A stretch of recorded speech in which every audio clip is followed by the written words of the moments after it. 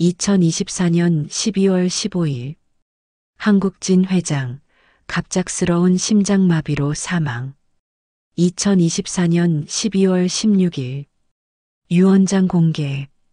80억 중 72억은 후처 가족에게. 2024년 12월 20일 32세 변호사 딸 뭔가 이상함을 눈치챔. 2024년 12월 25일 서재에서 발견한 아버지의 마지막 일기. 미숙이가 내 약을 바꾼 것 같다. 이 한 줄이 모든 것을 바꿔놓았습니다. 구독과 좋아요는 소중한 힘이 됩니다. 영상 끝까지 시청해주세요. 2025년 2월의 서울은 차가웠습니다.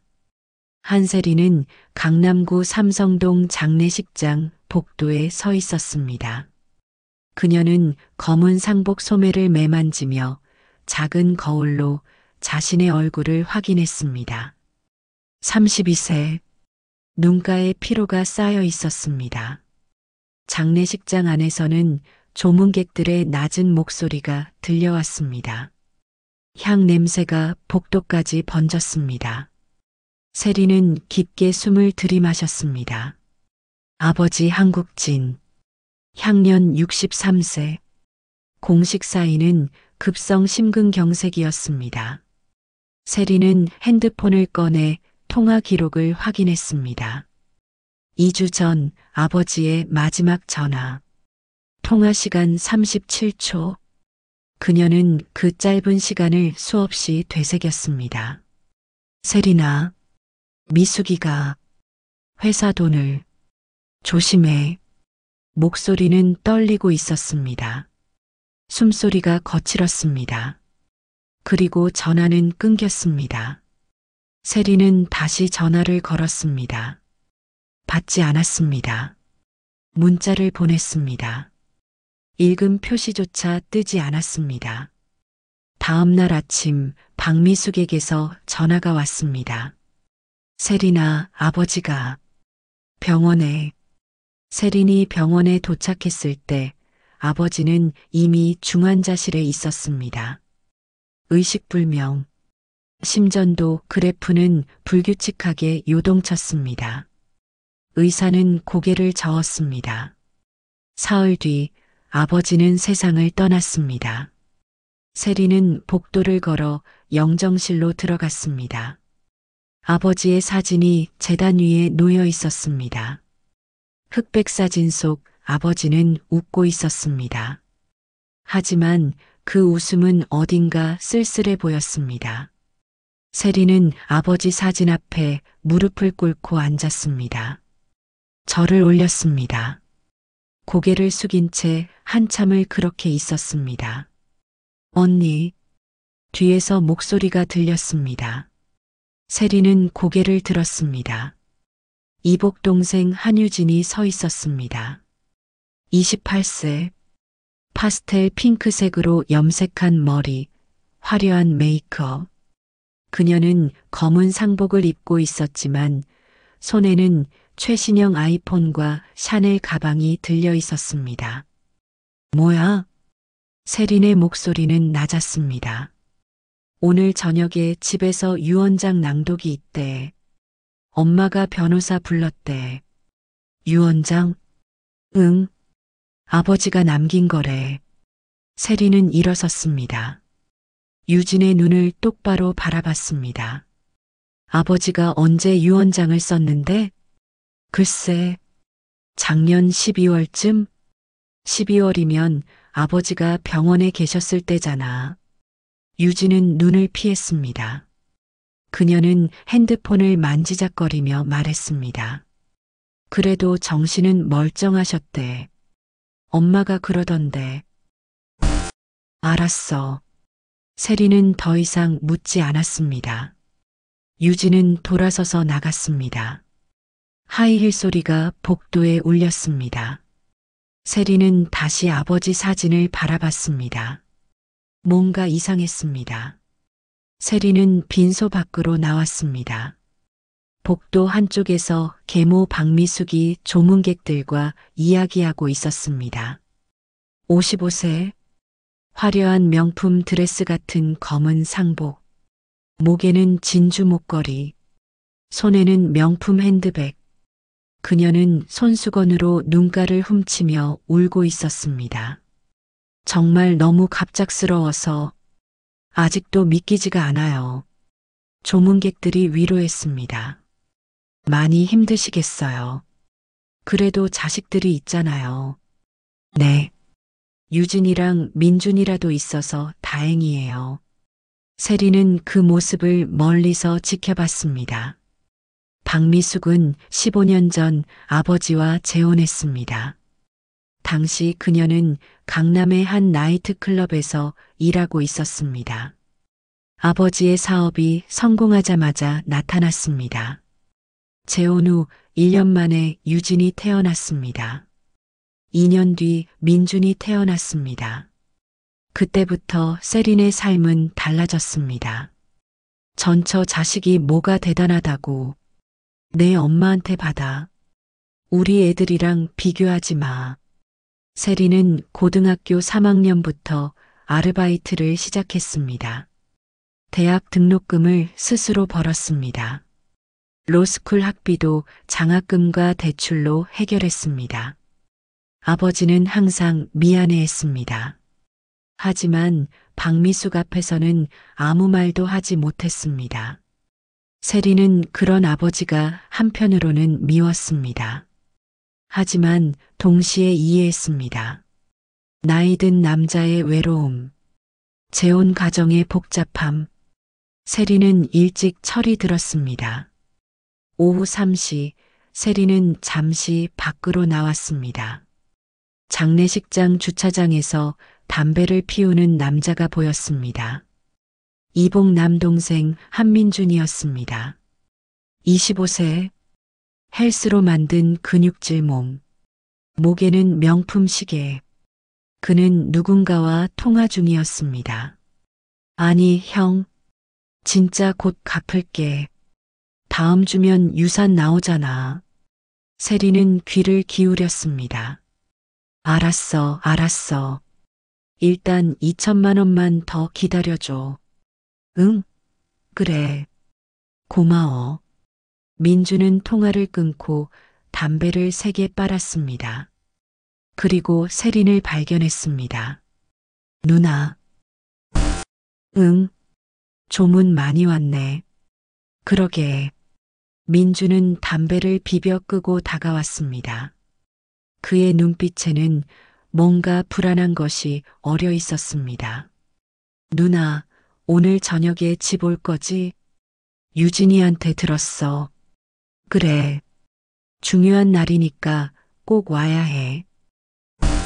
알았어. 민주는 세린의 어깨를 툭 쳤습니다. 그리고 건물 안으로 들어갔습니다. 세린은 그 뒷모습을 지켜봤습니다. 뭔가 석연치 않았습니다. 오후 5시 조문객이 잠시 끊겼습니다. 세린은 빈소를 나와 화장실로 갔습니다. 거울 앞에 섰습니다. 눈가에 다크서클이 짙었습니다. 입술은 바짝 말라 있었습니다. 그녀는 찬물로 얼굴을 씻었습니다. 안세린, 32세, M&A 전문 변호사, 서울 시내 대형 로펌에서 7년째 근무 중이었습니다. 연봉 2억, 강남 아파트 소유, 외제차, 겉으로 보기엔 성공한 커리어 우먼이었습니다. 하지만 세리는 알고 있었습니다. 자신이 얼마나 외로운지. 친구는 많지 않았습니다. 연애는 더욱 없었습니다. 일만 했습니다. 계약서만 들여다봤습니다. 숫자만 다뤘습니다. 사람은 다루지 못했습니다. 특히 가족은. 세리는 수건으로 얼굴을 닦았습니다. 그리고 다시 빈소로 돌아갔습니다. 저녁 7시 조문이 끝났습니다. 직원들이 꽃과 화환을 정리하기 시작했습니다. 박미숙이 세린에게 다가왔습니다. 세린아, 우리 먼저 집에 갈게. 너도 8시까지 와. 네. 늦지 마. 박미숙의 목소리는 차갑게 가라앉아 있었습니다. 조문객들 앞에서의 따뜻한 목소리와는 달랐습니다. 세리는 고개를 끄덕였습니다. 박미숙과 유진, 민준이 먼저 나갔습니다. 세리는 혼자 남아 아버지 영정 앞에 앉았습니다. 아버지, 세리는 작은 목소리로 말했습니다. 무슨 일이 있었어요? 왜 그렇게 갑자기? 아버지는 대답하지 않았습니다. 사진 속 얼굴은 여전히 쓸쓸하게 웃고 있었습니다. 세리는 가방에서 노트북을 꺼냈습니다. 그리고 아버지 회사의 최근 재무제표를 열었습니다. 국진건설, 중견건설회사, 아버지가 30년 전 맨손으로 일으킨 회사였습니다. 세리는 숫자를 훑어봤습니다. 이상했습니다. 지난 3년간 매출은 증가했습니다. 하지만 현금 보유량은 계속 줄어들었습니다. 영업이익은 늘었는데 현금 흐름은 마이너스였습니다. 이건 정상적이지 않았습니다. 세리는 더 자세히 들여다봤습니다. 대표이사 명의의 거액 인출 내역들, 월 3억씩, 때로는 5억씩. 이게 뭐지? 세리는 인출 날짜를 확인했습니다. 아버지가 해외 출장 중이던 날들도 있었습니다. 아버지가 직접 인출한 게 아니었습니다. 그렇다면 누가? 세린의 머릿속에 박미숙의 얼굴이 떠올랐습니다. 오후 7시 50분, 세린은 차를 몰고 분당으로 향했습니다. 고속도로는 비어 있었습니다. 차창 밖으로 서울의 불빛이 흘러갔습니다. 세리는 아버지의 마지막 전화를 다시 떠올렸습니다. 미숙이가 회사 돈을, 그리고 갑작스러운 죽음, 심근경색. 세리는 핸들을 꽉 쥐었습니다. 뭔가 잘못됐습니다. 분명히 아버지는 건강했습니다. 6개월 전 건강검진 결과도 정상이었습니다. 심장에 문제가 없었습니다. 그런 사람이 갑자기 심근경색으로. 세리는 내비게이션 목적지를 확인했습니다. 분당 아버지 저택까지 10분. 그녀는 백미러를 통해 뒤를 확인했습니다. 검은색 제네시스가 일정한 거리를 두고 따라오고 있었습니다. 민준의 차였습니다. 세리는 차선을 바꿨습니다. 제네시스도 차선을 바꿨습니다. 그녀는 속도를 높였습니다. 제네시스도 속도를 높였습니다. 감시당하고 있었습니다. 세리는 입술을 깨물었습니다. 오후 8시 세리는 아버지 저택 앞에 도착했습니다. 큰 저택이었습니다. 박미숙이 아버지를 설득해서 5년 전에 구입한 집이었습니다. 30억짜리 저택. 세리는 차에서 내렸습니다. 현관문이 열리고 유진이 나왔습니다. 언니 왔어? 들어와. 세리는 현관에 들어섰습니다. 거실엔 이미 모두 모여 있었습니다. 박미숙, 민준, 그리고 낯선 중년 남자 한 명. 세린 씨, 안녕하세요. 저는 차동혁 변호사입니다. 남자가 악수를 청했습니다. 세리는 그의 손을 잡았습니다. 차갑고 축축했습니다. 앉으세요. 시작할게요. 모두가 소파에 앉았습니다. 차동혁은 검은 서류 가방을 열었습니다. 그리고 봉인된 흰 봉투를 꺼냈습니다. 고인의 유언장입니다. 세리는 그 봉투를 바라봤습니다. 뭔가 불길했습니다. 차동혁은 봉투를 뜯었습니다. 종이가 펼쳐지는 소리. 그는 목을 가다듬고 읽기 시작했습니다. 유언장, 나 한국지는. 세리는 숨을 참았습니다. 방 안의 공기가 무거웠습니다. 벽시계의 초침 소리만 또렷하게 들렸습니다. 세리는 손을 꽉 쥐었습니다. 그녀는 알고 있었습니다. 지금부터 모든 것이 달라질 것을, 그녀의 인생이, 그녀의 가족이, 그녀가 믿었던 모든 것이. 차동혁의 목소리가 거실에 울려 퍼졌습니다. 하지만 세리는 그 목소리를 제대로 듣지 못했습니다. 귀에서 윙 소리가 났습니다. 심장이 빠르게 뛰었습니다. 무언가 잘못되고 있었습니다. 분명히 한세리는 그날 밤을 평생 기억하게 될 것입니다. 검은 봉투, 차가운 목소리, 그리고 무너지는 세계. 가족이라는 이름 뒤에 숨겨진 탐욕. 피라는 이름으로 포장된 배신. 그녀는 아직 몰랐습니다. 이것이 시작일 뿐이라는 것을, 더 어두운 진실이 기다리고 있다는 것을. 하지만 세리는 변호사였습니다. 증거를 다루는 사람이었습니다. 진실을 찾는 사람이었습니다. 그리고 그녀는 포기하지 않을 것입니다. 아버지를 위해서, 무엇보다 자신을 위해서. 차동혁 변호사의 목소리가 거실에 울렸습니다. 나 한국진은 본 유언장을 통해 내 재산을 다음과 같이 분배한다. 세리는 소파 끝에 앉아 있었습니다. 등을 곧게 세웠습니다. 손은 무릎 위에 가지런히 놓았습니다. 첫째, 국진건설 주식 100%, 시가 30억 원은 박미숙에게. 세린의 눈썹이 미세하게 움직였습니다. 둘째, 분당 자택, 시가 25억 원은 박미숙에게.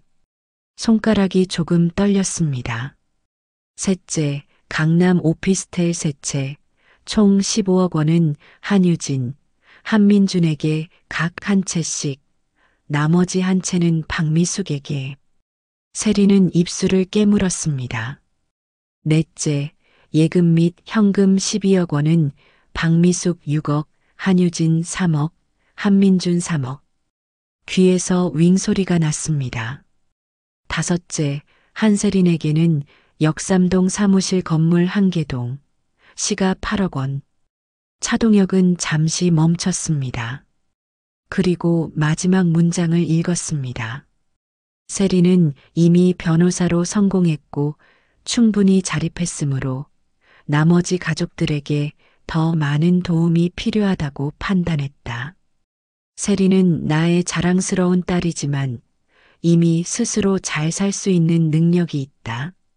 나머지 가족들은 아직 내 도움이 필요하다. 2024년 12월 15일 한국진. 차동혁은 종이를 내려놓았습니다. 거실이 조용했습니다. 세리는 숨을 천천히 내쉬었습니다. 그리고 계산했습니다. 총 재산 약 80억, 박미숙 일가 72억, 자신 8억, 10분의 1도 안 되는 금액이었습니다. 이게 말이 돼요? 세린의 목소리는 낮게 가라앉아 있었습니다. 차동혁이 대답했습니다. 이것은 고인의 공식적인 유언입니다. 법적 효력이 있습니다. 아버지가 이런 유언을 남길 리 없어요. 세리는 일어섰습니다. 2024년 12월 15일이면 아버지가 병원에 입원해 계셨을 때잖아요. 의식도 흐릿했고요. 박미숙이 손수건으로 눈가를 훔쳤습니다. 세리나, 당신 아버지 유언까지 의심하는 거니? 의심하는 게 아니에요. 이건 아버지 뜻이 아니에요. 유진이 끼어들었습니다. 언니, 아버지가 직접 쓴 거야. 엄마도 봤고 변호사님도 확인했어. 세리는 유언장을 들어 자세히 살폈습니다. 서명 부분을 확대해서 봤습니다.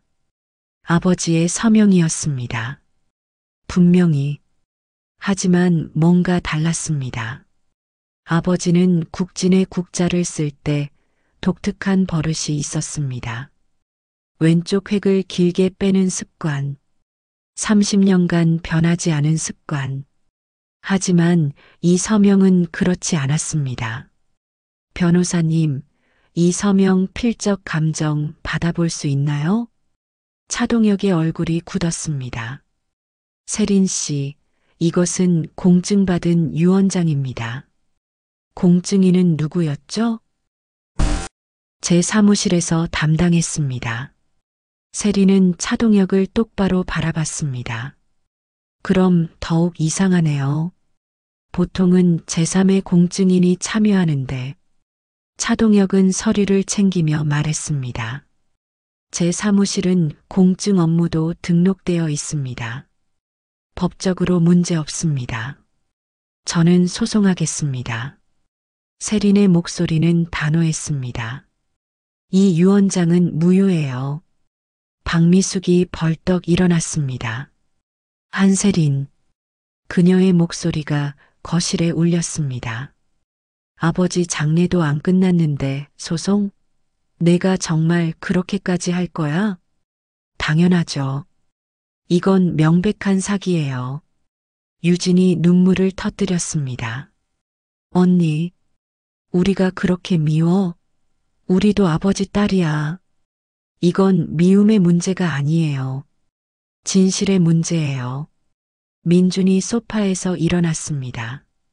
그는 천천히 세린에게 다가왔습니다. 누나. 그의 목소리는 낮고 위협적이었습니다. 현실을 인정해. 아버지는 우리를 더 사랑한 거야. 민준아, 비켜. 아니면 누나가 돈이 필요한 거야? 그럼 우리가 좀 나눠줄 수도 있어. 세린은 민준의 눈을 똑바로 쳐다봤습니다. 내가 필요한 건 돈이 아니야. 진실이야. 민준이 비웃었습니다. 진실? 진실은 여기 있잖아. 유언장에. 세린은 더 이상 대꾸하지 않았습니다. 가방을 들고 현관으로 향했습니다. 민준이 앞을 막았습니다. 누나, 소송 같은 거 하지 마. 비켜. 후회할걸. 세린은 민준을 밀쳤습니다. 그는 비틀거렸지만 곧 균형을 잡았습니다. 누나. 세린은 현관문을 열고 나갔습니다. 문이 쾅 닫혔습니다. 뒤에서 박미숙의 목소리가 들렸습니다. 전현이 우리 가족 망치려고 작정했어. 세린은 차에 탔습니다. 시동을 걸었습니다. 손이 떨렸습니다. 백미러를 확인했습니다. 민준이 현관 앞에 서서 자신을 지켜보고 있었습니다. 세린은 엑셀을 밟았습니다. 고속도로에 진입했습니다. 밤 9시 차들이 드문드문 지나갔습니다. 세린은 핸드폰을 꺼내 전화를 걸었습니다. 로펌 선배 박준혁이었습니다. 신호음이 3번 울렸습니다. 여보세요? 선배, 저 한세린이에요. 세린아? 무슨 일이야? 목소리가 왜 그래? 지금 시간 괜찮으세요? 응, 괜찮아. 무슨 일인데? 만나서 얘기할게요. 30분 뒤에 판교역 앞 카페에서 볼 수 있을까요? 박준혁은 잠시 망설였습니다. 그래. 알았어. 조심해서 와. 전화를 끊었습니다. 세린은 다시 백미러를 확인했습니다. 검은색 제네시스가 몇 대 뒤에서 따라오고 있었습니다. 민준의 차였습니다. 세린은 차선을 바꿨습니다. 제네시스도 바꿨습니다. 속도를 높였습니다. 제네시스도 높였습니다. 감시당하고 있었습니다. 세린은 입술을 깨물었습니다. 판교역 앞 카페. 밤 10시. 세린이 도착했을 때 박준혁은 이미 구석 자리에 앉아 있었습니다. 38세. 단정한 정장. 피곤해 보이는 얼굴. 앉아. 박준혁은 따뜻한 아메리카노를 건넸습니다. 세리는 앉으며 가방에서 유언장 사본을 꺼냈습니다. 이거 좀 봐주세요. 박준혁은 안경을 고쳐 쓰고 서류를 펼쳤습니다. 그의 눈이 점점 좁아졌습니다. 몇 분간 침묵이 흘렀습니다. 이거 서명이 이상한데? 그죠? 필압이 일정하지 않아. 떨리는 손으로 쓴 것 같은데. 아버지가 병원에 계실 때 강제로 서명받은 것 같아요. 박준혁은 서명 부분을 확대해서 봤습니다. 아니면 위조했거나. 그는 노트북을 열었습니다. 일단 필적 감정 의뢰해야겠어. 내가 아는 전문가한테 부탁할게. 고마워요, 선배. 그런데 세리나. 박준혁이 그녀를 바라봤습니다. 이게 끝이 아닐 것 같은데. 뭔가 더 있지? 세리는 잠시 망설였습니다. 그리고 입을 열었습니다. 아버지가 돌아가시기 2주 전에 전화하셨어요. 뭐라고? 미숙이가 회사 돈을 조심해라고. 박준혁의 표정이 굳었습니다. 횡령? 그럴 것 같아요. 세리는 노트북을 열어 국진건설 재무제표를 보여줬습니다. 이익은 매년 증가했는데 현금은 계속 줄었어요. 지난 3년간 대략 30억에서 40억 정도. 박준혁이 화면을 확대했습니다. 그는 숫자를 꼼꼼히 살폈습니다. 이거 누군가 회사 돈을 빼돌린 것 같은데. 박미숙일 거예요. 증거는? 아버지 서재를 뒤져봐야 할 것 같아요.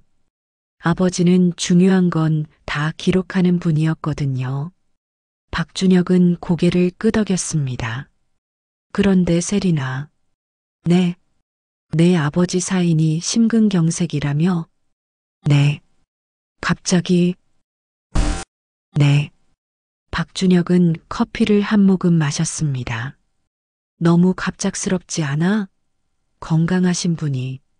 세린도 그 생각을 했었습니다.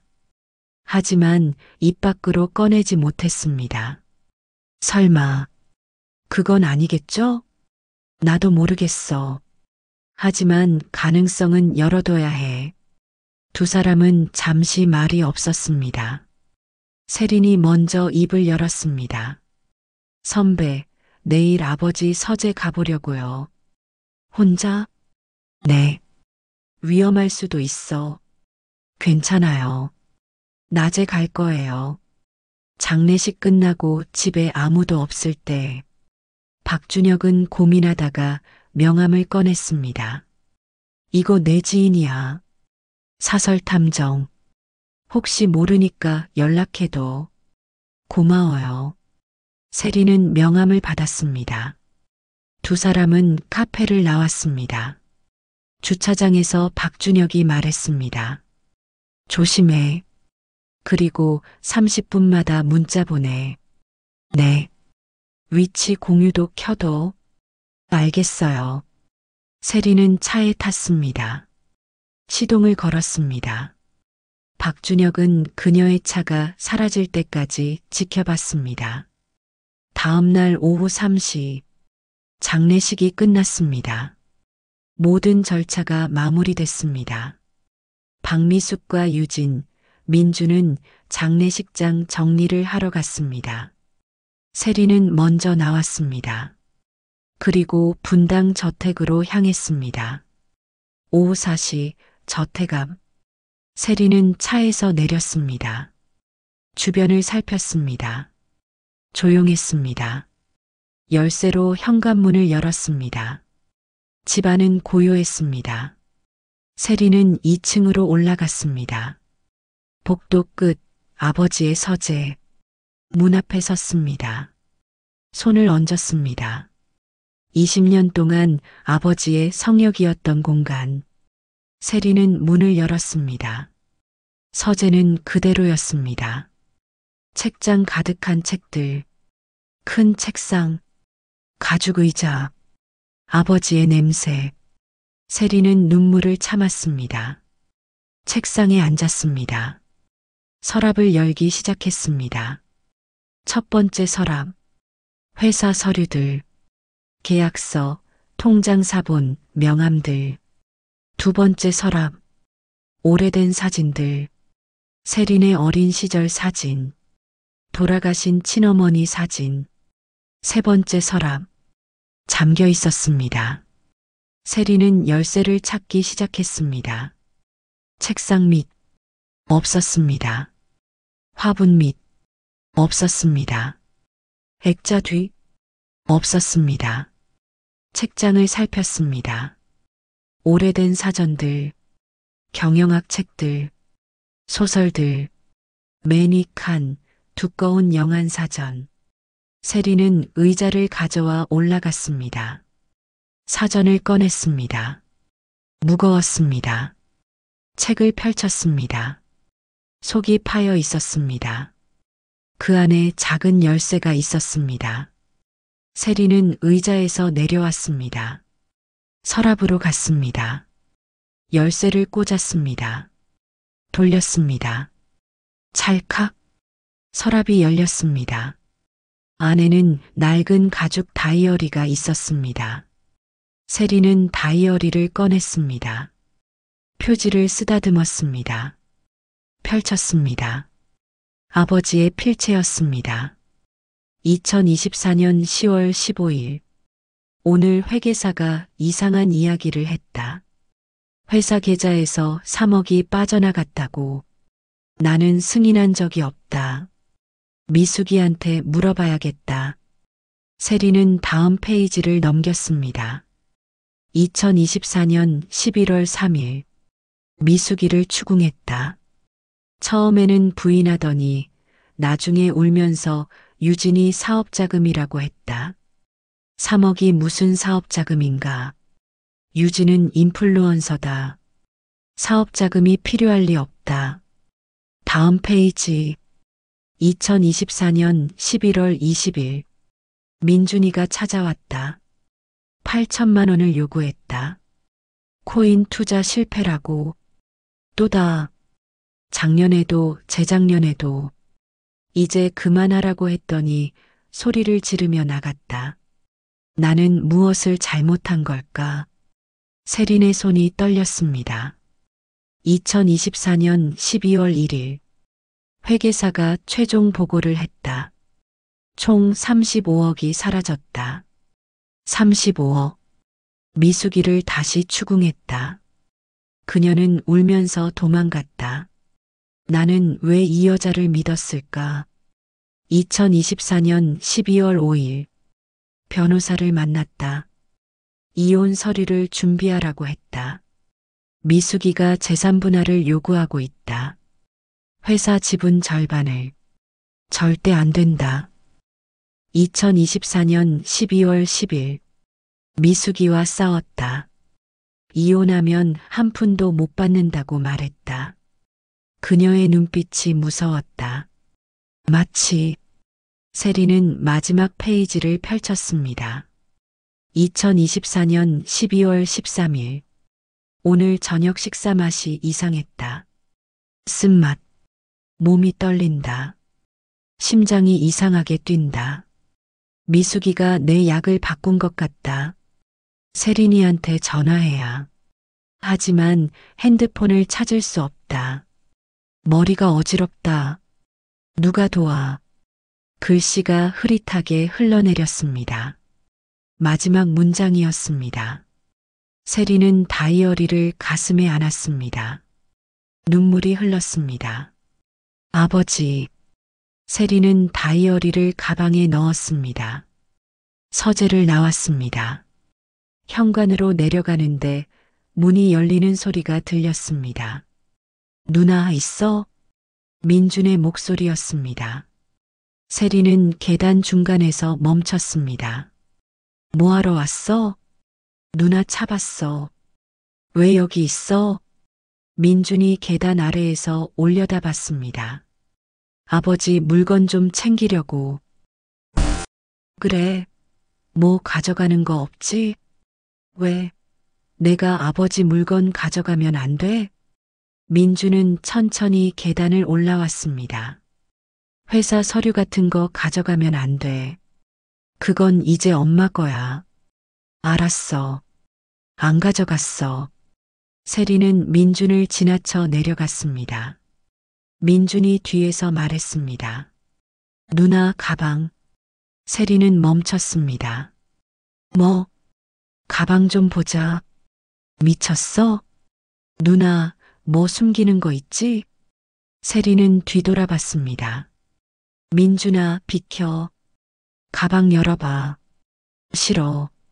민준이 세린의 팔을 잡았습니다. 놓아. 세리는 팔을 뿌리치고 계단을 뛰어내려갔습니다. 현관문을 열었습니다. 밖으로 나갔습니다. 민준이 뒤따라왔습니다. 누나, 뭐 가져간 거야? 세리는 차에 탔습니다. 시동을 걸었습니다. 민준이 차 문을 두드렸습니다. 세리는 엑셀을 밟았습니다. 백미러로 보니 민준이 핸드폰으로 전화하고 있었습니다. 밤 11시. 세린의 아파트. 세리는 다이어리를 스캔하기 시작했습니다. 한 장씩 꼼꼼하게. 그리고 클라우드에 업로드했습니다. 원본을 빼앗기더라도 증거는 남겨야 했습니다. 스캔을 마쳤습니다. 다이어리를 금고에 넣었습니다. 핸드폰이 울렸습니다. 박준혁이었습니다. 세리나, 괜찮아? 네, 선배. 다이어리 찾았어? 네. 큰일이에요. 아버지가. 세리는 말을 잇지 못했습니다. 천천히 말해. 아버지가 마지막에 쓴 일기. 박미숙이 약을 바꿨다고. 전화 너머로 박준혁의 한숨이 들렸습니다. 세리나, 들어봐. 내가 지인 통해서 내 아버지 부검 자료를 비공식으로 구했어. 부검 자료요? 응. 혈액에서 디곡신이 검출됐어. 정상 수치의 4배. 디곡신이요? 심장약이야. 과다 복용하면 심장마비가 와. 그리고 내 아버지는 디곡신 처방 이력이 없어. 세린의 다리에 힘이 풀렸습니다. 소파에 주저앉았습니다. 그러니까 독살일 가능성이 높아. 세리는 눈을 감았습니다. 선배, 일단 그 다이어리 잘 보관해. 내일 만나자. 네. 전화를 끊었습니다. 세리는 한참을 그렇게 앉아 있었습니다. 새벽 2시. 세리는 잠들지 못하고 창밖을 바라보고 있었습니다. 초인종이 울렸습니다. 세리는 심장이 멎는 것 같았습니다. 인터폰 화면을 확인했습니다. 낯선 남자가 서 있었습니다. 누구세요? 택배요. 새벽 2시에 택배가 왜? 그 순간 현관문에서 삐소리가 났습니다. 비밀번호가 열리는 소리. 세리는 얼어붙었습니다. 문이 열렸습니다. 최강민과 민준이 들어왔습니다. 누구야? 세리는 뒤로 물러났습니다. 최강민이 다가왔습니다. 한 변호사님, 조용히 좀 합시다. 그가 세린의 핸드폰을 낚아챘습니다. 뭐 하는 거예요? 다이어리. 어디 있어요? 세리는 대답하지 않았습니다. 민준이 집안을 둘러봤습니다. 찾아. 두 사람은 집을 뒤지기 시작했습니다. 서랍, 책장, 옷장, 그리고 금고를 발견했습니다. 누나, 비밀번호. 세리는 입을 다물었습니다. 최강민이 세린의 팔을 비틀었습니다. 아, 비밀번호. 1.2, 3.4. 금고가 열렸습니다. 민준이 다이어리를 꺼냈습니다. 있다. 최강민이 라이터를 꺼냈습니다. 안 돼. 다이어리가 불에 타기 시작했습니다. 세리는 소리쳤습니다. 하지만 다이어리는 순식간에 제가 되었습니다. 이제 증거 없죠? 최강민이 세린의 턱을 잡았습니다. 유언장 소송 취하하세요. 그럼 우리도 조용히 갈게요. 그는 핸드폰을 꺼내 사진을 보여줬습니다. 세린의 출근길, 카페, 로펌 앞, 스토킹 사진들이었습니다. 우리 계속 지켜보고 있어요. 두 사람은 나갔습니다. 세린은 바닥에 주저앉았습니다.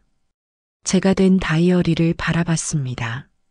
하지만 그녀는 알고 있었습니다. 이미 클라우드에 저장했다는 것을. 세린은 핸드폰을 주었습니다. 다행히 부서지지 않았습니다. 박준혁에게 문자를 보냈습니다. 선배, 집에 침입당했어요. 다이어리 불탔어요. 하지만 스캔본은 있어요. 내일 아침에 경찰 신고할게요. 답장이 즉시 왔습니다. 지금 당장 내 집으로 와. 주소 보낼게. 혼자 있으면 위험해. 세리는 잠시 고민했습니다. 그리고 짐을 쌌습니다. 노트북, 클라우드 백업, USB, 옷까지. 아파트를 나섰습니다. 복도는 조용했습니다. 엘리베이터를 탔습니다. 지하 주차장에 도착했습니다. 차에 타려는 순간 검은색 제네시스가 불을 켰습니다. 세리는 얼어붙었습니다. 하지만 차는 그냥 출발해서 나갔습니다. 경고였습니다. 세리는 차에 탔습니다. 시동을 걸었습니다. 그리고 박준혁의 집으로 향했습니다. 차 안에서 세리는 생각했습니다. 아버지는 독살당했습니다. 유언장은 위조됐습니다. 35억이 횡령됐습니다. 그리고 이제 자신도 위협받고 있습니다. 세리는 핸들을 꽉 쥐었습니다. 나는 포기하지 않는다. 아버지를 위해서, 나를 위해서 진실을 밝힐 것이다. 새벽 3시, 서울의 거리는 텅 비어 있었습니다. 세리는 전방을 응시하며 운전했습니다. 그녀의 눈빛은 차갑게 가라앉아 있었습니다. 하지만 그 안에는 불꽃이 타오르고 있었습니다. 복수의 불꽃이, 정의의 불꽃이. 한세리는 그날 밤 모든 것을 잃었습니다. 아버지의 마지막 기록을, 안전을, 평온을. 하지만 동시에 얻었습니다. 확신을, 분노를, 그리고 싸울 이유를. 이제 돌아갈 수 없었습니다. 앞으로 나아갈 수밖에. 진실을 향해, 정의를 향해, 그리고 복수를 향해. 박미숙은 몰랐습니다. 자신이 변호사를 적으로 만들었다는 것을, 증거를 다루는 사람을, 포기하지 않는 사람을. 세리는 이제 시작이었습니다. 진짜 전쟁은 법정에서 벌어질 것입니다. 새벽 4시, 박준혁의 아파트. 세리는 초인종을 눌렀습니다. 문이 즉시 열렸습니다. 들어와. 박준혁은 후드티와 편한 바지 차림이었습니다. 안경을 벗은 얼굴은 피곤해 보였습니다. 세리는 안으로 들어갔습니다. 아파트는 깔끔했습니다. 책이 가득한 책장, 간단한 가구들. 앉아. 박준혁이 따뜻한 차를 건넸습니다. 세리는 소파에 앉았습니다. 손이 아직 떨렸습니다. 괜찮아? 네. 다친 데는 없어? 괜찮아요. 박준혁은 맞은편에 앉았습니다. 무슨 일이 있었는지 천천히 말해봐. 세리는 새벽 침입 사건을 설명했습니다. 최강민과 민준, 불탄 다이어리, 스토킹 사진들. 박준혁의 표정이 점점 굳어졌습니다. 그 사람들 미쳤네. 저도 그렇게 생각해요. 다이어리는 완전히 탔어? 네. 하지만 스캔본은 클라우드에 있어요. 세리는 노트북을 꺼냈습니다. 클라우드에 접속했습니다. 파일들이 보였습니다. 박준혁이 화면을 확인했습니다. 다행이다. 이거면 증거로 쓸 수 있어. 하지만 원본이 없는데 법적 효력이 있을까요? 원본이 있었다는 증거만 있으면 돼. 내가 서재에서 찾았다는 진술, 그리고 침입자들이 불태웠다는 사실. 이것만으로도 충분해. 세리는 고개를 끄덕였습니다. 선배, 아침에 경찰 신고하려고요. 응, 나도 같이 갈게. 고마워요. 박준혁은 담요를 가져왔습니다. 오늘은 여기서 자. 안방 써. 아니에요. 소파에서 잘게요. 괜찮아. 나는 소파에서 자도 돼. 세리는 더 이상 거절하지 않았습니다. 안방으로 들어갔습니다. 침대에 누웠습니다. 천장을 바라봤습니다. 창밖으로 새벽이 밝아오고 있었습니다. 세리는 눈을 감았습니다. 하지만 잠이 오지 않았습니다. 오전 9시 강남경찰서. 세린과 박준혁은 형사과에 앉아 있었습니다. 담당 형사는 40대 중반의 남자였습니다. 불법 침입과 재물 손괴로 신고하신 거죠? 네. 세리는 사건을 진술했습니다. 형사는 조서를 작성했습니다. 피해 품은요? 아버지의 다이어리였어요. 가치를 매길 순 없지만 범인은 아시죠? 네. 한민준, 제 이복 동생이고요. 최강민, 동생 여자친구의 남자친구예요. 형사는 고개를 끄덕였습니다. CCTV는요? 아파트 복도에 있을 거예요. 알겠습니다. 확인해 보겠습니다. 조서 작성이 끝났습니다. 세리는 서명했습니다. 빠르게 처리해 주세요. 최선을 다하겠습니다. 두 사람은 경찰서를 나왔습니다. 오전 11시 편의점. 세리는 신문을 집어들었습니다. 그리고 얼어붙었습니다. 일면 헤드라인. 전처 자식, 후처 가족살인죄 고소. 재산 다툼 추정. 세린의 손이 떨렸습니다. 박준혁이 다가왔습니다. 뭐야, 벌써? 기사를 읽었습니다. 건설업계 중견기업 국진건설 창업주고 한국진 씨의 장녀 한세린 32변호사 씨가 계모. 박미숙 55씨를 살인죄로 고소해 충격을 주고 있다. 관계자에 따르면 한 씨는 부친의 유 원장에 불만을 품고 계모를 독살 혐의로 고소했다. 유 원장에는 한 씨에게 재산의 10%만 배분한다는 내용이 담긴 것으로 알려졌다. 박 씨 측 변호사는 한세린 씨는 부친의 정당한 유언을 받아들이지 못하고 근거 없는 살인 혐의를 씌워 재산을 독차지하려 한다며 이는 명백한 무고죄에 해당한다고 주장했다. 세리는 신문을 바닥에 내던졌습니다. 어떻게 이렇게 빨리 준비했던 거야. 내가 고소할 걸 예상하고. 박준혁이 핸드폰을 꺼냈습니다. 포털 사이트 메인 화면. 실시간 검색어 1위 한세린. 2위 전처 자식. 3위 국진건설. 이런. 세리는 기사를 클릭했습니다. 댓글들이 쏟아지고 있었습니다. 돈 때문에 가족을 살인범으로 모는 거 실화냐?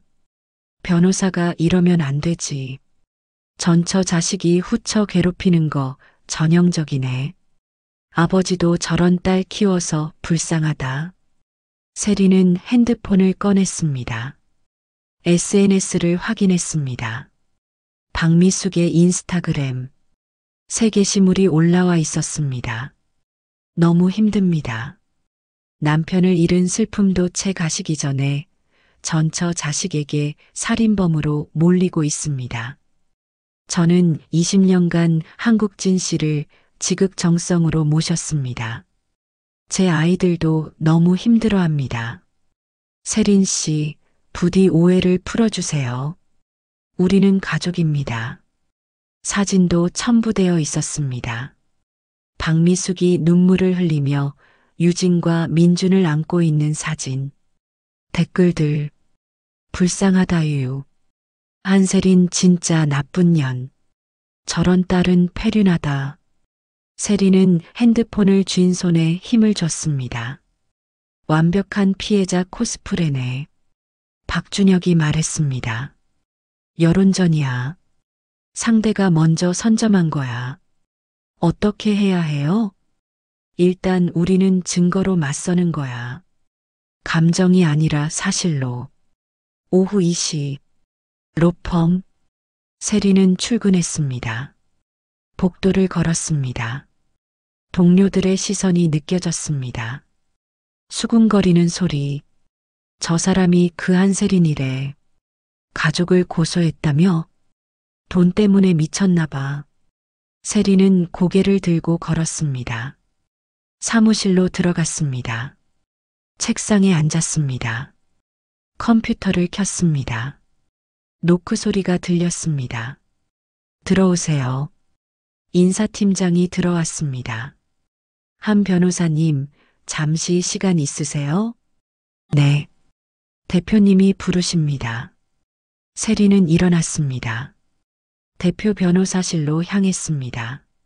문을 노크했습니다. 들어오세요. 대표 변호사 김성호육 시비가 책상 뒤에 앉아 있었습니다. 앉으세요. 세리는 앉았습니다. 김성호는 신문을 펼쳤습니다. 이거 봤죠? 네. 언론에 이렇게 나가면 곤란합니다. 로펌 이미지에도 안 좋고. 세리는 침묵했습니다. 가족 간 분쟁은 조용히 해결하는 게 좋지 않나요? 대표님, 이건 단순한 가족 분쟁이 아닙니다. 살인 사건입니다. 증거가 있습니까?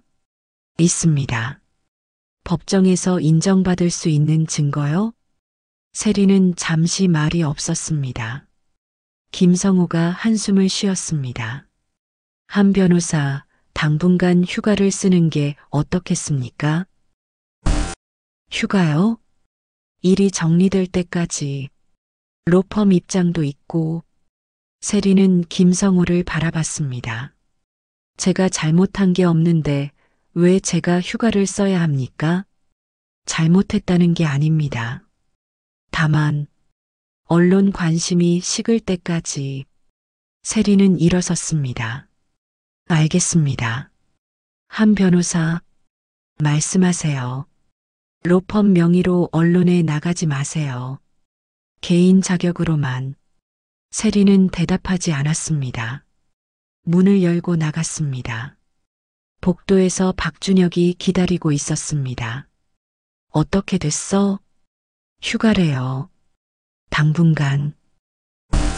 미안해. 내가 대표님한테 말해볼게. 괜찮아요. 저도 정리할 시간이 필요해요. 세리는 사무실로 돌아가 짐을 챙겼습니다. 노트북, 서류, 개인 물품들. 동료들은 쳐다만 볼 뿐 말을 걸지 않았습니다. 세리는 박스를 들고 로펌을 나왔습니다. 오후 5시 서울중앙지검. 세리는 검사실 앞에 서 있었습니다. 박준혁이 옆에 있었습니다. 문이 열렸습니다. 검사 이수진이 나왔습니다. 한세린 변호사님이시죠? 들어오세요. 검사실은 깔끔했습니다. 벽에는 법학 서적들이 빽빽했습니다.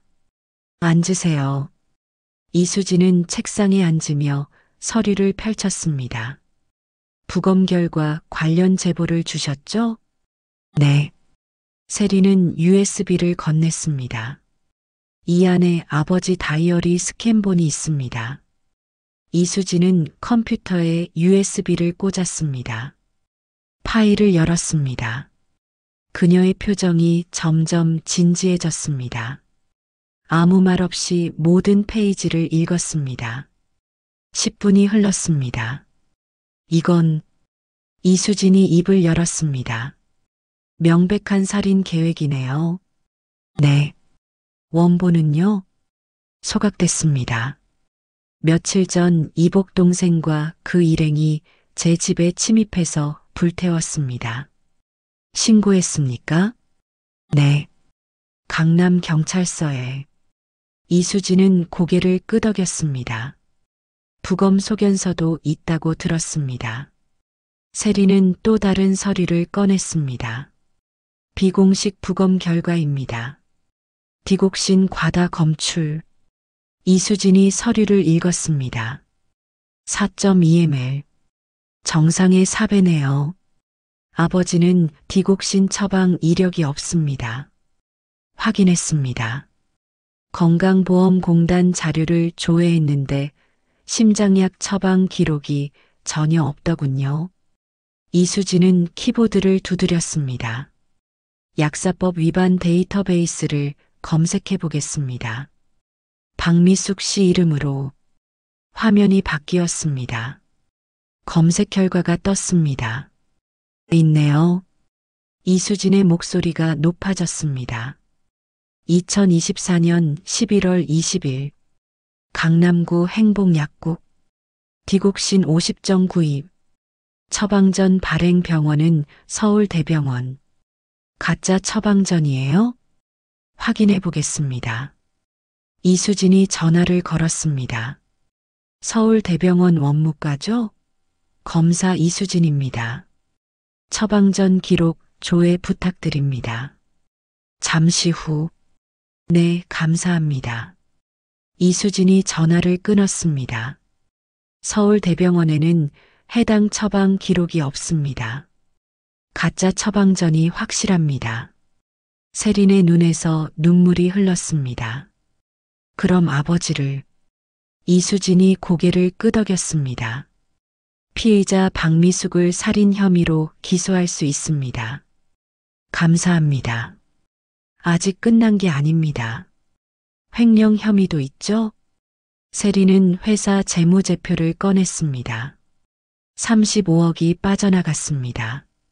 이수진이 자료를 검토했습니다. 특정경제범죄가중처벌법 적용 대상이네요. 50억 미만이지만 35억이면 중형입니다. 구속 가능할까요? 증거인멸과 도주 우려가 있으니 구속영장 청구하겠습니다. 세리는 안도의 한숨을 내쉬었습니다. 이수진이 말했습니다. 다만 한 변호사님. 네. 상대가 가만히 있지 않을 겁니다. 이미 언론 플레이를 시작했고 알고 있습니다. 버틸 수 있겠습니까? 세리는 고개를 끄덕였습니다. 해야죠. 아버지를 위해서. 3일 후 서울 프레스센터 박미숙의 기자회견이 열렸습니다. 세리는 TV로 중계를 지켜봤습니다. 박준혁 집 거실에서 화면 속 박미숙은 검은 정장에 진주 목걸이를 하고 있었습니다. 옆에는 변호사 차동혁이 앉아 있었습니다. 시작하겠습니다. 박미숙이 입을 열었습니다. 목소리는 떨리고 있었습니다. 저는 고 한국진 씨의 아내 박미숙입니다. 그녀는 손수건을 꺼냈습니다. 남편이 세상을 떠난 지 2주밖에 안 됐습니다. 아직 슬픔도 가시지 않았는데 눈물을 흘렸습니다. 전처 자식인 한세린 씨가 저를 살인범으로 몰고 있습니다. 기자들의 카메라 플래시가 터졌습니다. 저는 20년간 남편을 정성껏 모셨습니다. 아플 때 간호했고 사업이 어려울 때 함께 버텼습니다. 그런데 한세린 씨는 유 원장이 마음에 들지 않는다는 이유로 근거 없는 살인 혐의를 씌웠습니다. 차동혁이 끼어들었습니다. 한세린 씨가 제시한 증거는 출처가 불분명한 다이어리 스캔본입니다. 원본도 없고 진위도 확인할 수 없습니다. 기자가 질문했습니다. 디곡신 검출에 대해서는 어떻게 생각하십니까? 박미숙이 대답했습니다. 남편은 심장이 안 좋으셨어요. 제가 모르게 약을 드셨을 수도 있어요. 하지만 처방 기록이 없는데요. 지인한테 얻어드셨을 수도. 말이 흐려졌습니다. 또 다른 기자가 질문했습니다. 횡령 혐의는요? 차동혁이 대답했습니다. 그것 또한 근거 없는 주장입니다. 박미숙 씨는 회사 대표의 배우자로서 정당한 자금 운용을 했을 뿐입니다. 기자회견은 30분간 이어졌습니다. 세리는 TV를 껐습니다. 완벽한 피해자네. 박준혁이 말했습니다. 하지만 검찰이 움직이기 시작했어. 이수진 검사는 능력 있는 사람이야. 세린의 핸드폰이 울렸습니다. 모르는 번호였습니다. 여보세요? 한세린 변호사님? 네. CBS 뉴스입니다. 인터뷰 요청 드리려고요. 죄송하지만 인터뷰는 안 합니다. 박미숙 씨 주장에 대해 반박하고 싶지 않으세요? 법정에서 하겠습니다. 세리는 전화를 끊었습니다. 전화벨이 계속 울렸습니다. 다른 방송사들, 신문사들. 세리는 핸드폰을 꺼버렸습니다. 밤 11시. 세리는 박준혁 집 베란다에 서 있었습니다. 서울의 야경이 펼쳐져 있었습니다. 박준혁이 커피를 건넸습니다. 고마워요, 선배. 괜찮아. 두 사람은 말없이 야경을 바라봤습니다. 선배. 응? 제가 이길 수 있을까요? 박준혁은 세린을 돌아봤습니다. 이길 거야. 어떻게 확신해요? 너한텐 증거가 있잖아. 진실이 있고. 하지만 사람들은 증거보다 감정을 믿잖아요. 처음엔 그래. 하지만 결국 진실이 이겨. 세리는 커피를 한 모금 마셨습니다. 제 인생이 이렇게 될 줄 몰랐어요. 누가 알겠어. 인생은 계획대로 안 되는 거야. 전 항상 계획대로 살았는데. 그래서 더 힘든 거야. 세리는 쓴웃음을 지었습니다. 선배, 제가 로펌 민폐 끼친 것 같아서 미안해요. 무슨 소리야? 내 잘못이 아니잖아. 하지만, 세리나. 박준혁이 그녀의 어깨에 손을 얹었습니다. 너는 잘못한 게 하나도 없어. 진실을 밝히려는 것뿐이야. 세린의 눈에서 눈물이 흘렀습니다. 하지만 너무 외로워요. 모두가 저를 나쁜 사람으로 봐요. 나는 안 그래. 선배 하나만으로는 부족해요. 이수진 검사도 있잖아. 그래도 세리는 눈물을 닦았습니다. 죄송해요. 약한 모습 보여서. 약한 게 아니야. 인간적인 거지. 박준혁은 커피를 마셨습니다. 세리나, 내가 하나만 물어봐도 될까? 뭐요? 왜 이렇게까지 해? 8억이면 적은 돈도 아닌데. 그냥 받고 조용히 살 수도 있잖아. 세리는 잠시 생각했습니다. 아버지 때문이에요. 응? 아버지는 평생 약한 사람이었어요. 박미숙한테 휘둘렸고 저를 지켜주지 못했어요. 하지만 마지막엔 진실을 남기셨어요. 그 다이어리를. 세린의 목소리가 떨렸습니다. 저는 아버지가 남긴 진실을 지켜야 해요. 그게 딸의 도리니까. 박준혁은 고개를 끄덕였습니다. 알겠어. 내가 끝까지 도울게. 고마워요. 두 사람은 다시 야경을 바라봤습니다. 다음 날 오전, 세리는 노트북을 열었습니다. 인터넷 기사들을 정리하기 시작했습니다. 박미숙의 거짓말들, 모순되는 진술들, 시간 순으로 정리했습니다. 그리고 증거들을 목록화했습니다. 다이어리 스캔본, 부검 소견서, 가짜 처방전 기록, 횡령 증거 마이너스 회사 재무제표, 불법 침입 신고 기록, 스토킹 사진들. 세리는 폴더를 만들었습니다. 이름은 진실. 모든 파일을 백업했습니다. 클라우드에도 외장하드에도 USB에도 절대 잃어버릴 수 없는 증거들이었습니다. 박준혁이 커피를 가져왔습니다. 뭐해? 증거 정리요. 법정 준비. 네. 박준혁은 모니터를 보며 고개를 끄덕였습니다. 꼼꼼하네. 변호사니까요. 세리는 키보드를 두드렸습니다. 선배, 저 한 가지 결심했어요. 뭔데? 이기든 지든 후회하지 않기로요. 응?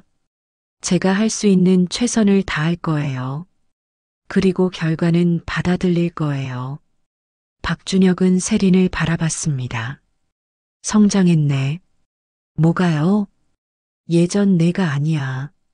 세린은 미소 지었습니다. 예전 저는 계산만 했어요. 승률, 리스크, 이익.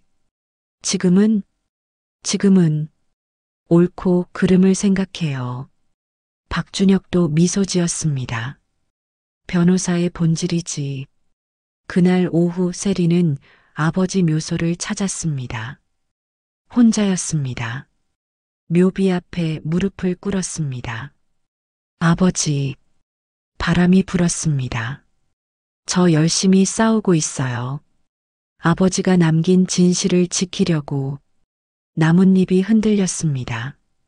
사람들은 저를 나쁜 사람이라고 해요.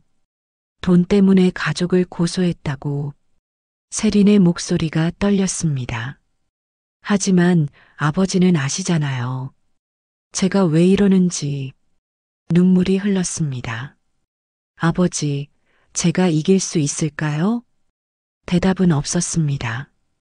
하지만 바람이 따뜻하게 불었습니다. 세리는 일어섰습니다. 눈물을 닦았습니다. 이기든 지든 후회하지 않을게요. 최선을 다할게요. 묘비에 절을 했습니다. 그리고 돌아섰습니다. 뒷모습은 흔들리지 않았습니다. 한세리는 지금 가장 어두운 터널을 지나고 있었습니다. 언론은 적이었습니다. 여론은 차갑게 식었습니다. 직장은 그녀를 외면했습니다. 하지만 그녀는 혼자가 아니었습니다. 박준혁이 있었습니다. 이수진 검사가 있었습니다. 무엇보다 진실이 있었습니다. 세리는 이제 알았습니다. 승리는 화려한 것이 아니라는 것을, 때로는 외롭고 고통스러운 것이라는 것을. 하지만 그녀는 물러서지 않을 것입니다. 왜냐하면 이것은 돈의 문제가 아니었습니다. 존엄의 문제였습니다. 진실의 문제였습니다. 그리고 아버지에 대한 마지막 사랑이었습니다. 다음 전장은 법정이었습니다. 그곳에서 모든 것이 결정될 것입니다. 증거 대 거짓말, 진실 대 여론, 딸 대 살인자. 세리는 준비되어 있었습니다. 싸움은 이제 시작이었습니다. 일주일 후 서울중앙지검 이수진 검사는 수사팀 회의를 주재했습니다. 책상 위에는 증거 서류들이 쌓여 있었습니다. 박미숙 피의자 소환합니다. 내일 오전 10시. 형사들이 고개를 끄덕였습니다. 디곡신 구입 약국도 압수수색하세요. 처방전 원본과 CCTV 확보하고요. 알겠습니다. 국진건설 회계장부도 전부 압수합니다. 은행 계좌 추적도 시작하세요. 이수진은 서류를 덮었습니다. 이번 사건은 치밀합니다. 하지만 증거는 충분해요. 확실하게 처리합시다. 다음 날 오전 9시, 세리는 직업 앞에서 대기하고 있었습니다. 박준혁이 옆에 있었습니다. 긴장돼요. 괜찮아. 검사님 실력 있어. 오전 10시, 검은색 벤츠가 도착했습니다. 박미숙이 내렸습니다. 명품 선글라스, 화려한 코트, 차동혁 변호사가 동행했습니다. 기자들이 몰려들었습니다. 플래시가 터졌습니다. 박미숙은 손을 흔들며 미소 지었습니다. 여유로워 보였습니다. 세리는 그 모습을 지켜봤습니다. 주먹을 쥐었습니다. 저런 사람이. 박준혁이 손을 잡았습니다. 곧 무너질 거야. 오후 3시, 조사가 끝났습니다. 박미숙이 지검에서 나왔습니다. 표정이 굳어 있었습니다. 기자들이 달려들었습니다. 조사는 어땠습니까? 박미숙은 대답하지 않았습니다. 차에 탔습니다. 차가 급히 출발했습니다. 세리는 그 모습을 보며 작게 미소 지었습니다. 뭔가 잘못됐나 봐요. 그런 것 같네. 박준혁의 핸드폰이 울렸습니다. 이수진 검사였습니다. 네, 검사님. 그는 통화를 마치고 세린을 봤습니다. 구속영장 청구한대. 정말요? 응. 증거인멸 우려와 도주 우려가 인정됐어. 세린의 눈에서 눈물이 흘렀습니다. 드디어 사흘 후 서울중앙지법 영장실질 심사가 열렸습니다. 세린은 방청석에 앉았습니다. 박미숙이 피의자석에 앉아 있었습니다. 판사가 질문했습니다. 피의자, 2024년 11월 20일 행복약국에서 디곡신을 구입한 사실이 있습니까? 네. 처방전은 어떻게 구했습니까? 그건 지인이 누굽니까? 박미숙은 대답하지 못했습니다. 서울대병원에는 해당 처방 기록이 없습니다. 가짜 처방전 아닙니까? 그건 판사가 서류를 넘겼습니다. 국진건설 계좌에서 35억이 인출됐습니다. 피의자 계좌로 20억이 입금됐고요. 설명하시죠. 그건 남편이 허락한. 서명은 대표이사 명의지만 실제로는 피의자가 은행에 가서 인출했습니다. CCTV에 찍혔고요. 박미숙의 얼굴이 창백해졌습니다. 판사가 결정했습니다. 구속을 허가합니다. 박미숙이 구속됐습니다. 뉴스는 일제히 보도했습니다. 세리는 TV를 켰습니다. 국진건설 횡령살인 사건, 박미숙 구속, 증거인멸 우려, 가짜 처방전으로 독극물 구입, 계획적 범행 정황. 댓글들이 바뀌고 있었습니다. 세린이 피해자였네. 박미숙 진짜 무섭다. 가족한테 저런 짓을. 세린은 핸드폰을 확인했습니다. 문자가 와 있었습니다. 유진이었습니다. 언니 만날 수 있을까? 할 말이 있어. 세린은 잠시 고민했습니다. 그리고 답장했습니다. 내일 오후 2시, 강남역 카페. 다음 날 오후 2시, 유진이 먼저 와 있었습니다. 화장기 없는 얼굴, 수척해 보였습니다. 세린이 마주 앉았습니다. 무슨 얘기야? 유진은 고개를 숙였습니다. 미안해, 언니. 나 몰랐어. 엄마가 정말로 아버지를. 목소리가 떨렸습니다. 강민이 오빠한테 협박받았어. 안 하면 나도 죽인다고. 세리는 말없이 들었습니다. 언니를 배신한 거 정말 미안해. 유진이 고개를 들었습니다. 눈물이 흘렀습니다. 나 검찰에 진술할 거야. 엄마가 한 일, 강민이 오빠가 한 일, 다 얘기할 거야. 세리는 잠시 침묵했습니다. 유진아, 응, 고마워. 용기 내줘서. 유진이 울음을 터뜨렸습니다. 언니, 용서해 줄 수 있어? 세리는 유진의 손을 잡았습니다. 지금은 아니야. 하지만 언젠가는. 고마워. 두 사람은 한참을 그렇게 앉아 있었습니다. 일주일 후 서울중앙지검 유진의 증인 조사가 있었습니다. 세리는 복도에서 기다렸습니다. 2시간이 흘렀습니다. 문이 열렸습니다. 유진이 나왔습니다. 얼굴이 창백했습니다. 이수진 검사도 나왔습니다. 한 변호사님, 잠깐 들어오시죠. 세리는 검사실로 들어갔습니다.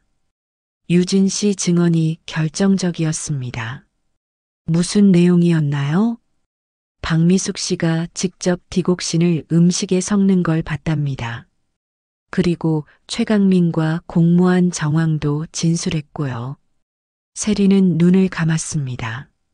민준이는요? 민준 씨도 곧 소환할 겁니다.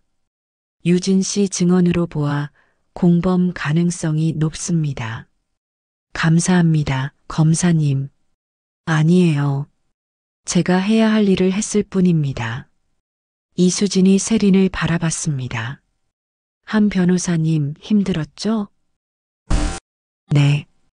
이제 거의 끝나갑니다. 조금만 더 힘내세요. 세리는 고개를 끄덕였습니다. 저녁 7시 박준혁의 아파트. 세리는 베란다에서 야경을 보고 있었습니다. 박준혁이 저녁을 차려왔습니다. 먹자. 고마워요, 선배. 두 사람은 식탁에 앉았습니다.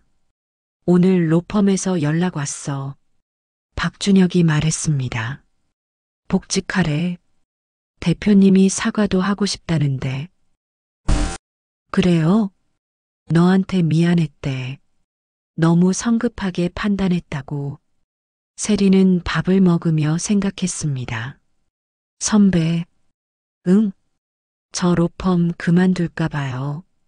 박준혁이 놀란 표호로 봤습니다. 왜? 개업하고 싶어요. 혼자? 네. 저처럼 가족한테 상처받은 사람들을 도와주고 싶어요. 박준혁은 미소 지었습니다. 좋은 생각이야. 선배도 같이 할래요? 네. 같이 사무실 차려요. 박준혁은 잠시 고민했습니다. 그리고 웃었습니다. 좋아. 나도 로펌 생활 지겨웠어. 두 사람은 잔을 부딪혔습니다. 세리는 아버지 묘소를 찾았습니다. 꽃을 놓았습니다. 아버지, 이제 거의 끝났어요. 바람이 불었습니다. 박미숙은 구속됐고 유진이가 진실을 말했어요. 세리는 묘비를 쓰다듬었습니다. 아버지가 남긴 진실이 빛을 보게 됐어요. 눈물이 흘렀습니다. 사랑해요, 아버지. 그리고 고마워요. 하늘이 맑았습니다. 햇살이 따뜻했습니다. 세리는 일어서며 미소 지었습니다. 진짜 싸움은 법정에서 있을 것입니다. 하지만 이미 반은 이긴 것 같았습니다. 진실은 결국 드러나는 것이었습니다. 세리는 돌아섰습니다. 걸음이 가벼웠습니다. 미래가 보였습니다. 희망이 보였습니다. 아버지가 웃고 있는 것 같았습니다. 한세리는 긴 터널을 지나왔습니다. 외로움, 오해, 배신. 하지만 포기하지 않았습니다. 그리고 이제 빛이 보였습니다. 유진의 용기, 검찰의 정의, 박준혁의 우정, 무엇보다 진실의 힘. 다음은 법정이었습니다. 그곳에서 마지막 진실이 밝혀질 것입니다. 세리는 준비되어 있었습니다.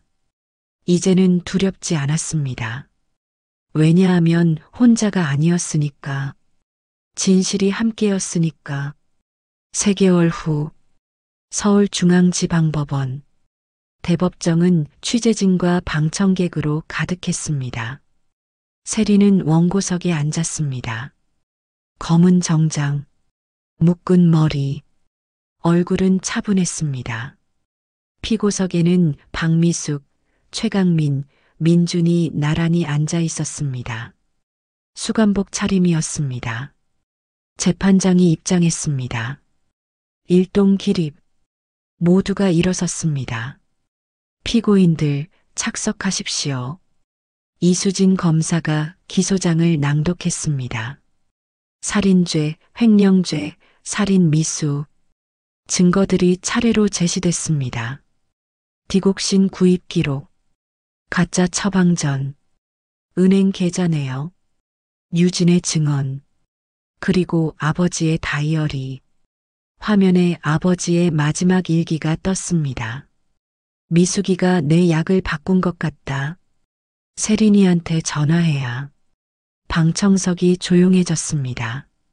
세린은 눈을 감았습니다. 아버지의 목소리가 들리는 것 같았습니다. 세린아, 조심해. 판결 선고일. 재판장이 판결문을 들었습니다. 피고 박미숙, 살인죄 및 횡령죄로 징역 25년. 피고 최강민, 살인 방조 및 살인 미수로 징역 12년. 피고 한민준, 살인 방조 및 불법 감금으로 징역 10년. 횡령한 35억 원은 전액 환수한다. 조작된 유언장은 무효로 한다. 방청석에서 박수가 터졌습니다. 세리는 눈물을 흘렸습니다. 슬픔이 아니라 안도의 눈물이었습니다. 박준혁이 어깨를 토닥였습니다. 이겼어. 네. 아버지가 이긴 거예요. 판결 후 일주일. 세리는 구치소 면회실에 있었습니다. 유리 너머로 유진이 앉았습니다. 언니, 와줘서 고마워. 어떻게 지내? 힘들어. 하지만 견딜만해. 유진은 수감복 소매를 만지작거렸습니다. 언니, 나 심리 치료받고 있어. 교도소에서. 잘하고 있네. 언니 덕분이야. 언니가 포기하지 않았으니까. 나도 용기 낼 수 있었어. 세리는 고개를 끄덕였습니다. 유진아, 천천히 회복해. 시간이 걸리겠지만. 응. 언니, 나 나중에 나가면 다시 시작할 수 있을까? 할 수 있어. 내가 진실을 말할 용기가 있었으니까. 유진의 눈에서 눈물이 흘렀습니다. 고마워, 언니. 6개월 후, 서초동. 새로운 법률사무소 간판이 걸렸습니다. 정의 법률사무소. 그 아래 작은 글씨. 한국진 정의 재단 운영. 세리는 간판을 올려다봤습니다. 옆에 박준혁이 서 있었습니다. 멋지다. 그죠? 아버지도 기뻐하실 것 같아. 세리는 미소 지었습니다. 들어가요. 사무실은 깔끔했습니다. 책상 2개, 상담 공간, 작은 회의실. 벽에는 아버지 사진이 걸려 있었습니다. 그 옆 액자. 정의는 늦어도 반드시 온다. 마이너스 한국진. 첫 의뢰인이 왔습니다. 50대 여성이었습니다. 변호사님, 저 남편한테 20년간 맞고 살았어요. 세리는 따뜻하게 미소 지었습니다. 앉으세요. 천천히 말씀해 주세요. 1년 후, 봄, 세리는 아버지 묘소에 섰습니다. 꽃을 놓았습니다. 아버지, 1년이 지났어요. 벚꽃이 바람에 흩날렸습니다. 재단일 잘하고 있어요. 벌써 100명 넘는 사람들을 도왔어요. 세리는 묘비 앞에 앉았습니다. 준혁 선배랑 결혼해요. 다음 달에 바람이 따뜻하게 불었습니다. 아버지가 남긴 유산은 돈이 아니었어요. 정이었어요. 용기였어요. 눈물이 흘렀습니다. 사랑해요, 아버지. 그리고 고마워요. 저를 강하게 키워주셔서. 세리는 일어섰습니다. 하늘을 올려다봤습니다. 이제 편히 쉬세요. 저는 괜찮아요. 그날 저녁, 사무실, 박준혁이 샴페인을 따랐습니다. 개소 1주년 축하해. 고마워요, 선배. 두 사람은 잔을 부딪혔습니다. 세리나. 네. 행복해? 세리는 창밖을 바라봤습니다. 서울의 야경이 반짝였습니다. 네. 처음으로 진짜 행복해요. 나도. 박준혁이 그녀의 손을 잡았습니다. 우리 잘 될 거야. 알아요. 세리는 미소 지었습니다. 1년 전 그녀는 모든 것을 잃었습니다. 아버지, 가족, 직장, 평판. 하지만 이제는 더 많은 것을 가지고 있었습니다. 진실, 정의, 사랑, 그리고 자유. 세리는 일기를 썼습니다. 오늘로 개소 1주년이다. 1년 전 나는 지옥을 지나왔다.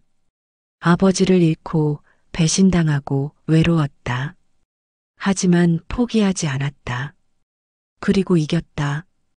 진실이 이겼다. 이제 나는 매일 사람들을 돕는다. 나처럼 상처받은 사람들을, 그들의 눈물을 닦아주고 싸울 용기를 준다.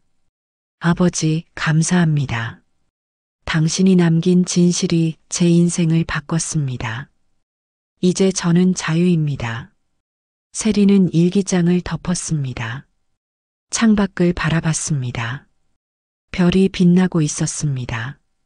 아버지가 보고 있는 것 같았습니다. 미소 짓고 있는 것 같았습니다. 세린도 미소 지었습니다. 그리고 속삭였습니다. 잘 자요, 아버지. 사랑해요. 새로운 아침이 올 것입니다. 희망의 아침이. 에필로그. 5년 후, 정의 법률사무소는 큰 사무실로 이전했습니다. 변호사 5명, 직원 10명. 세리는 대표 변호사가 됐습니다. 박준혁은 파트너였습니다. 그들에게는 3살 된 딸이 있었습니다. 이름은 진아. 진실의 진. 한국진 정의재단은 1000명이 넘는 사람들을 도왔습니다. 유진은 출소 후 재단에서 일했습니다. 피해자들을 돕는 상담가가 됐습니다. 박미숙은 복역 중이었습니다. 면회는 받지 않았습니다. 민준도 복역 중이었습니다. 세리는 가끔 아버지 묘소를 찾았습니다. 딸을 데리고. 진아야, 저분이 할아버지야. 할아버지? 응. 엄마를 강하게 키워주신 분이야. 진아는 꽃을 놓았습니다. 세리는 아버지 사진을 바라봤습니다. 가족은 피가 아니라 선택입니다. 나를 진심으로 사랑하는 사람이 가족입니다. 그리고 진실은 반드시 승리합니다. 세리는 딸의 손을 잡았습니다. 그리고 미래를 향해 걸어갔습니다. 햇살이 따뜻했습니다. 이 이야기는 모든 가정 내 범죄 피해자들에게 바칩니다. 당신은 혼자가 아닙니다. 진실은 반드시 밝혀집니다. 정의는 늦어도 반드시 옵니다. 그리고 당신은 충분히 강합니다. 용기를 내세요. 싸우세요. 그리고 자유를 선택하세요. 당신은 가치 있는 사람입니다. 당신은 사랑받을 자격이 있습니다. 끝까지 포기하지 마세요.